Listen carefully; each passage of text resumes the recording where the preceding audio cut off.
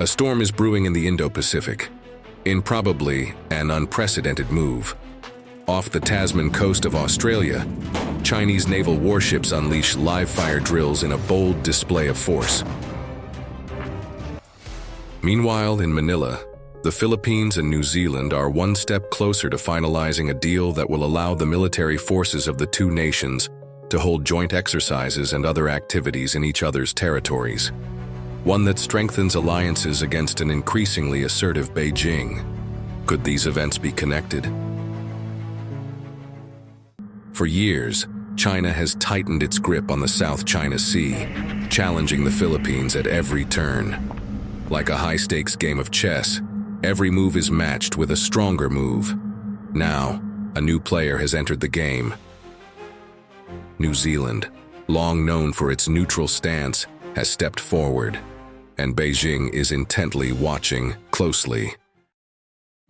The South China Sea, a region teetering on the edge of conflict. For decades, the Philippines has fought against China's aggressive claims, struggling to defend its waters.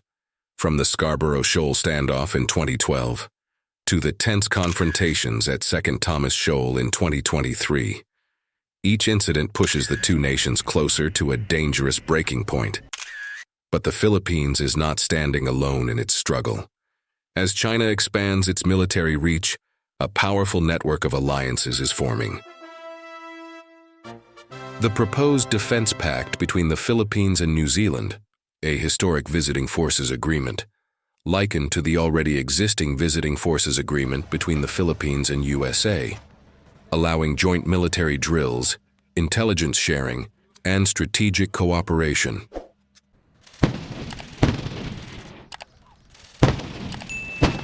For decades, New Zealand has maintained a cautious distance from Indo-Pacific conflicts, but now it steps directly onto the battlefield of geopolitics. This move sends a message, not just to allies, but to potential adversaries. A message that China clearly does not welcome. Mere weeks after the Philippine-New Zealand Defense Pact conclusion of talks, China naval ships are mobilized.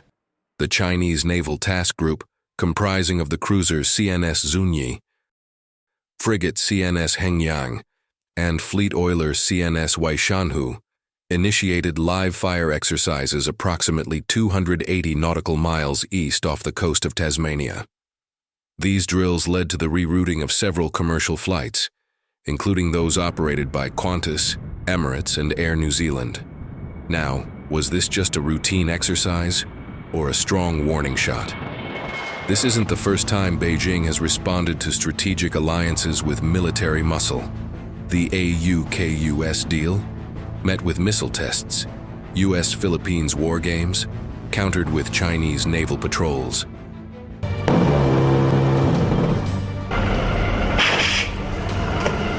The pattern is undeniable, but this time, China is taking the game to Australia's doorstep.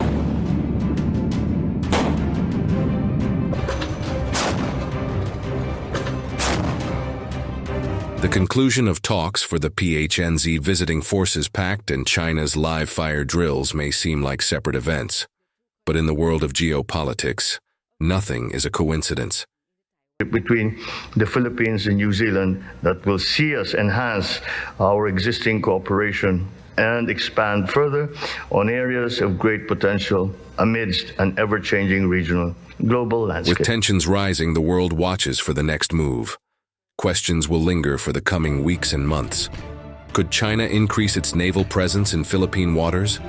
Will Australia and New Zealand take a stronger stance? And what role will the United States play in this growing conflict? One thing is clear. The Indo-Pacific is now the front line of the 21st century power struggle. Is this the beginning of a new regional conflict?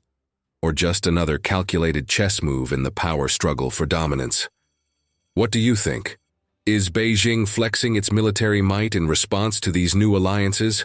Or are we witnessing a far more dangerous escalation? Let us know in the comments below. And if you want to know about the deployment of the latest missile defense in the Philippines, and what China is doing about it, you might want to check these videos.